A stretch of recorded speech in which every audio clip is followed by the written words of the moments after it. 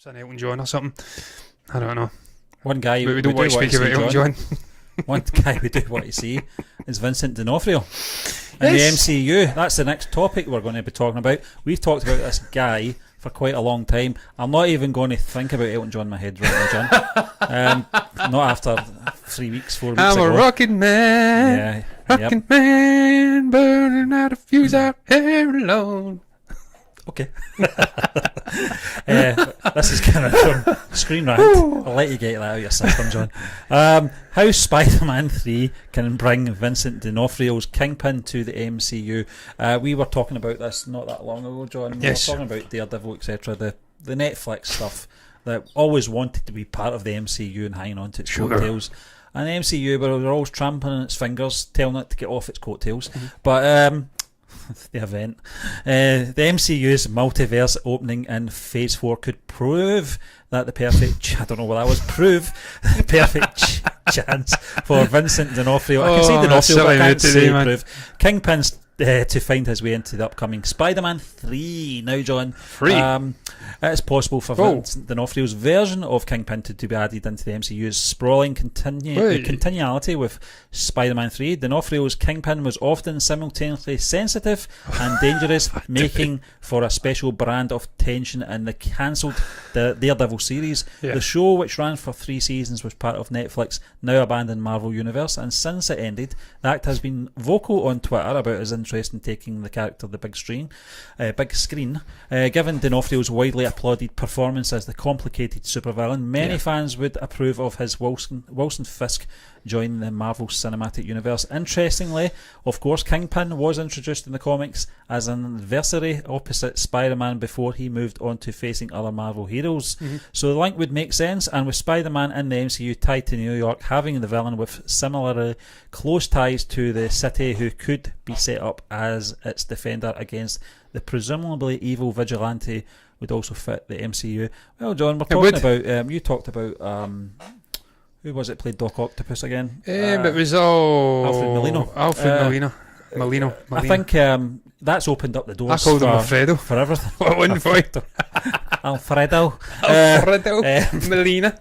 But I think Alfie. It really has opened up the doors for these possibilities, and this is one that I'm on board with. We've made it clear. We've always stated we liked D'Onofrio's performance in Daredevil. Just a guy that really angered me in every episode, just such a clever character, and the fact that he's got the links with Spider-Man in the comics, it does make sense. It makes sense that this guy should appear, the character should appear, but I also want to see Vincent D'Onofrio playing him. Stephen, look, and what they say at the end, and the dog's farted again. Jesus Christ, he's banned out this room for future shows. Oh my days, what's that dog been eating when I've been out? Wow. I'm going to die of methane exposure if this continues much longer. But as I think I'm on the laughing gas here. I think it's my dog that's producing it. As I was about to say before, I was rudely interrupted by a 6.5 stone fart happy dog who's sleeping down below us here. They're right in what they say. At the end of Spider-Man Far From Home, it was set up J. Jonah Jameson. Yeah, yep. The J.K. Simmons character. I just like to say those names together. He outed Peter Parker as the vigilante we know as Spider-Man. So everyone is going to be after him. It'll be a sort of fugitive type movie. There's going to be lots of shenanigans going on. Perhaps Mysterio comes back as well. Jake Gyllenhaal. I hope so. There's going to be a lot of shenanigans.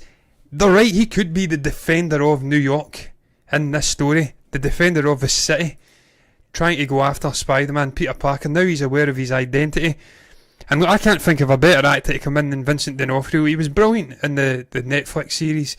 Absolutely stupendous. He is not the traditional villain to a Daredevil. He is Spider-Man's arch villain. Yeah. And if you're going to make a sort of civil war of Spider-Man, it's a trilogy definer. Potentially just, there may be more than 3 Spider-Man movies like we're getting before. But no, we are getting before. It's a trilogy though. This is the 3rd act in a trilogy. By all accounts, it's going to be multiverse, hundreds of villains coming in. We know we're getting Electro. Scorpion, is it? Played by the little Latino guy in the cutscene after Homecoming. Vulture's still hanging around. we've got multiple villains in here. Why not bring a Vincent D'Onofrio in, throw a bone to the Netflix characters, and it would open the door as well for Charlie Cox to come back as Daredevil. I don't want to see Daredevil recast. That guy's perfect in the role. Get him in to the MCU. He's wanted it for years. He's a great actor. I'm all on board for this, man. And that is a good way to supplant him into it, using that sort of storyline of the J. Jonah Jameson character out in his identity. Would you have any other characters, or John, out with Vincent D'Onofrio and Charlie Cox? No, I wouldn't. But perhaps the Punisher, if he could fit him in. John Bernthald's amazing. And I would have Rosario Dawson in there as well. And also she's well in with Disney, and she's potentially playing an Ahsoka Tano standalone. So perhaps maybe 2 more, but I don't know how the Punisher would fit in tonally with the MCU. I don't know if they could make that work. But Bernthald's incredible, man. I think he's at the sort of level of Hawkeye in terms of ability. I could see that working. Stephen, I was speaking, of course, last night about Shang-Chi and the potential James Bond plot they could go with in that. He's a friend of MI6. Could bring in a Punisher in that movie and make him a villain. That's the kind of human level villain you'd have in a Shang-Chi movie. And as I says last night, what's been brilliant about the MCU over the years is you have galaxy sort of level cosmic conquest between a Thanos and the Avengers, and then in the next movie it's Ant-Man facing up against a ghost or whatever she was called. And your man from Sons of Anarchy, whose name completely eludes me at the moment, playing the little annoying guy looking for the briefcase. Walter Goggins. He's amazing, man. So you do that in the MCU anyway. You have different scales, different villains. That's why I'm not averse to Shang-Chi coming in. People criticised it. So possibilities are endless. I'd love to see Kingpin. He's a comic book, sort of legendary comic book antagonist in the vein of a sort of Lex Luthor Joker for Spider-Man. So if they're pushing the Sinister Six path, then get this guy in there, man, and he's perfect for the role. He's imposing sort of presence. Every episode I watched of this guy's performance, and I was going to say annoyed me, that's not the right word, affected me. Every episode that finished, I would overthink it. I would think, he has to get his comeuppance. This guy's really annoying me. And that's because of his performance. He really wound me up. But I hope so. I hope there's more developments. I hope there's some truth in that as well, John, because it does make sense. Well, he is. We did talk about Vincent D'Onofrio maybe about a month ago. And he is an Oscar winner, isn't he? I'm pretty sure he's been nominated at least. I'm not sure. I'll have to search it up. Certainly wasn't for Men in Black.